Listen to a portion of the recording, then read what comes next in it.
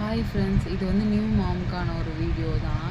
ஆனால் எப்படி தான் நியூ டேட்லாம் சந்தோஷமாக இருக்கீங்களோ, நியூ மாம்க்கு மட்டும் இந்த ஃபுட்டு இப்படி சாப்பிடக்கூடாது, இதில் உப்பு இருக்கக்கூடாது, காரம் இருக்கக்கூடாது, அவங்க இதை சாப்பிடக்கூடாது, அதை சாப்பிடக்கூடாது, 3 மாதம் பத்திய சாப்பாடு தான் சாப்பிடணும், அப்படிலாம் எங்களுக்குலாம் ரெஸ்ட்ரிக்ஷன் இருக்குது. 2 ஹவர்ஸ்க்கு ஒன்ஸ் எழுந்து எழுந்து பால் தரணும், குழந்த தூங்குகிற டைம் நம்மளும் தூங்கிடணும். என்ன பாப்பா தூங்குகிற டைம் தாம்மா எங்களுக்கு தூக்கம் வரும், எங்களுக்கு நேர காலம் இருக்காதா? அதெல்லாம் என் டேடிக்கு இருக்க மாட்டேங்குது. அவர் நிம்மதியாக சாப்பிட்றாரு, நிம்மதியாக ஏன் அவருக்குமே ஒரு பத்திய சாப்பாடுன்னு ஒன்று இருக்கலாம். அவரும் வந்து பாப்பாவுக்கு ஃபீட் பண்ணும்போது அவரும் எழுந்து உட்காரலாம். ஏன் அதெல்லாம் இருக்க மாட்டேங்குது? நாங்கள் மட்டும் தான் இதெல்லாம் பண்ணுவோம்.